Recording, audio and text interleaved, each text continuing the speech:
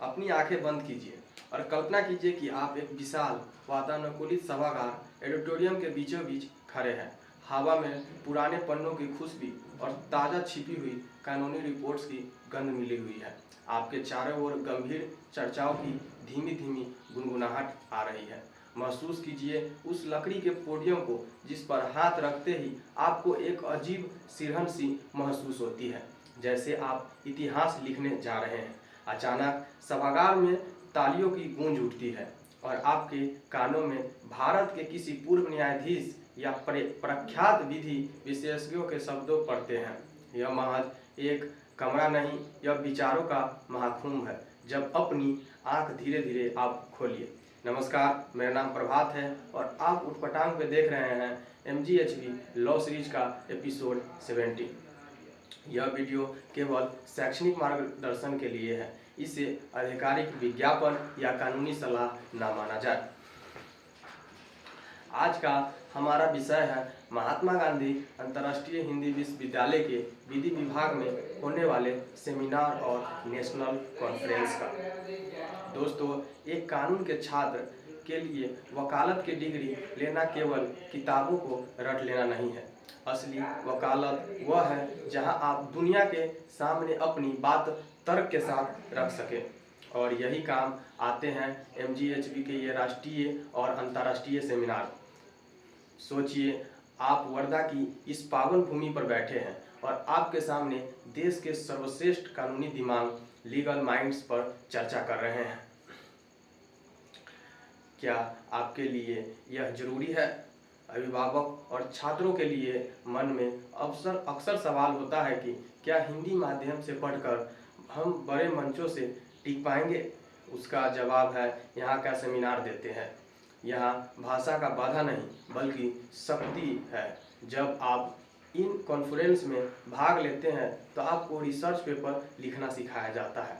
आप सीखते हैं कि कैसे जटिल कानूनी मुद्दों को सरल बनाकर प्रस्तुत किया जाए। यह अनुभव आपके कैरियर पोर्टफोलियो में 4 चांद लगा देता है। जब आप भविष्य में किसी इंटरव्यू में कहेंगे कि भारतीय न्याय संहिता BNS की चुनौतियों को एक नेशनल कॉन्फ्रेंस में अपना पेपर पढ़ा है तो आपकी वैल्यू हजारों गुना बढ़ जाएगी। बात करते हैं आधुनिकता की। साल 2026 में जब हम खड़े हैं जहां हमारे देश की कानूनी ढांचा पूरी तरह बदल चुकी है। अब हम IPC नहीं, भारतीय न्याय संहिता BNS की बात कर सकते हैं।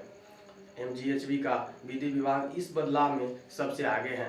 यहाँ होने वाले सेमिनार अब इसी बात पर केंद्रित होती है कि डिजिटल साक्ष्य को BNSS के तहत कैसे पेश किया जाए या भारतीय साक्ष्य अधिनियम के नए प्रावधानों को आम आदमी पर इसका क्या प्रभाव पड़ेगा। इस कॉन्फ्रेंस में केवल भाषण नहीं होते बल्कि ब्रेनस्टॉर्मिंग होती है। आप देश भर के अन्य विश्वविद्यालय के छात्रों से मिलते हैं, उनके साथ चाय की चुस्कियों के बीच कानूनी धाराओं पर बहस करते हैं। आपकी नेटवर्किंग मजबूत बनता है और यह नेटवर्किंग आपको कल के बड़े वकील या जज बनने में आपकी मदद करती है। MGHV के इन कार्यक्रमों की एक और ख़ास बात है इंटेलिजेंट्री अप्रोच। यहाँ का यह विश्वविद्यालय गांधीवादी दर्शन पर आधारित है, इसलिए यहाँ के सेमिनार में केवल सूखी धाराएं नहीं सिखाई जाती बल्कि यह भी चर्चा होता है कि सत्य और अहिंसा को आज की न्याय प्रणाली में कैसे जीवित रखा जाए।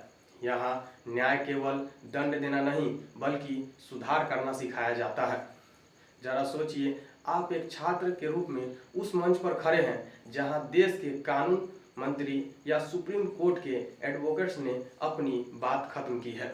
आपकी आवाज़ में थोड़ा कंपन है लेकिन आपके पास तथ्यों का भंडार है। आप अपना पेपर शुरू करते हैं।